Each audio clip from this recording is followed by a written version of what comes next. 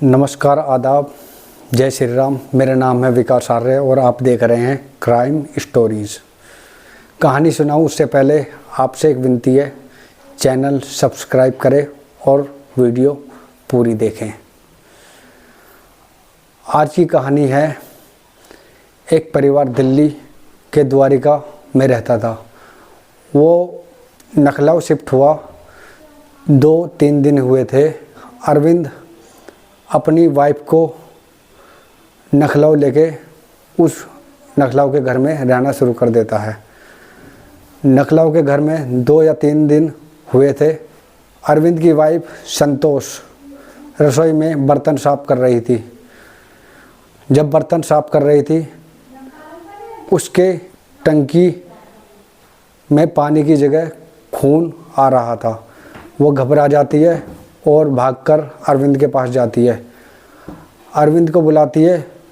अरविंद ने बोला, टंकी में कोई दिक्कत होगी, इस वजह से दिक्कत ये आ रही है।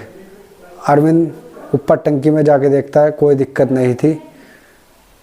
2 या 3 दिन बीत जाते हैं इसी प्रकार।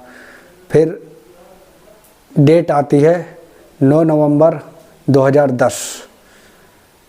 रात का टाइम था।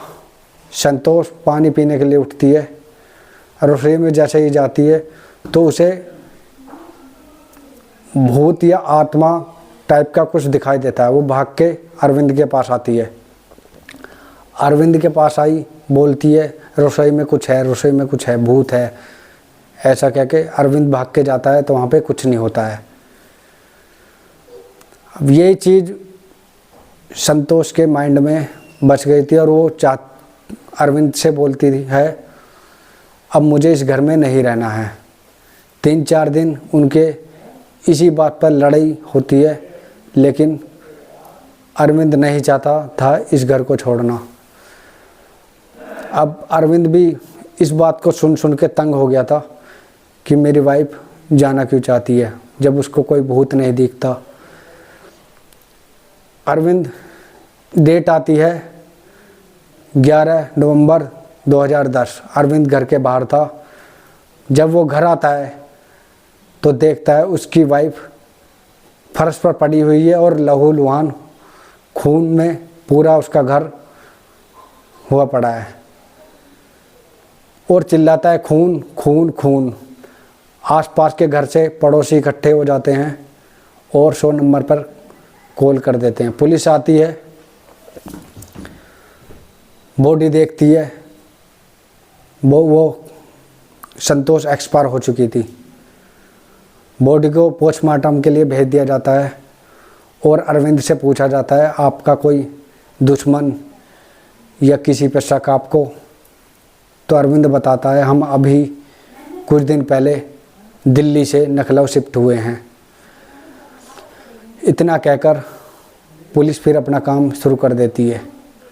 पुलिस सोचती है कातिल आसपास के ही एरिया में रहता है। वो उस घर के जहाँ पे मर्डर हुआ था, जो भी घर के पास घर थे, वहाँ से कुछ लोगों को गिरफ्तार करके पूछताछ के लिए थाने ले जाती है।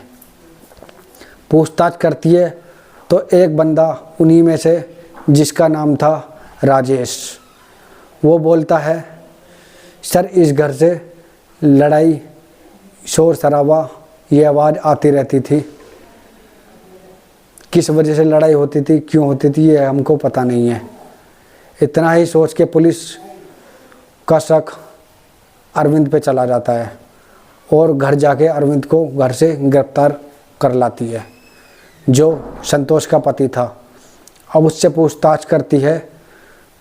वो बताता है, सर मुझे पता नहीं है। और पुलिस उसके फेस पे एक डर महसूस करती है, देखती है, तो और पुलिस को और भी शक हो जाता है। फिर उसको पुलिस रिमांड पर लेती है अरविंद को।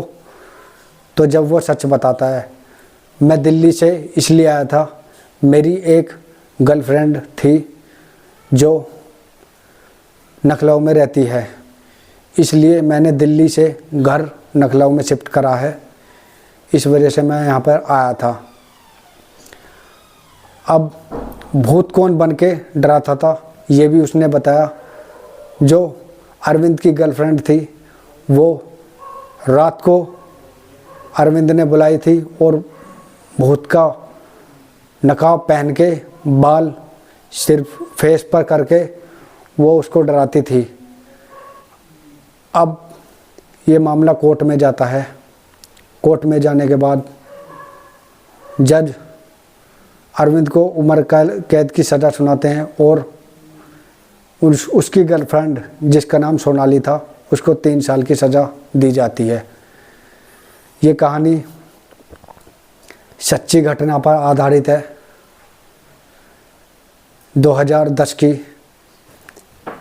आपसे इतनी विनती है, कहानी अगर अच्छी लगे तो प्लीज़ लाइक करें और वीडियो सब्सक्राइब करें।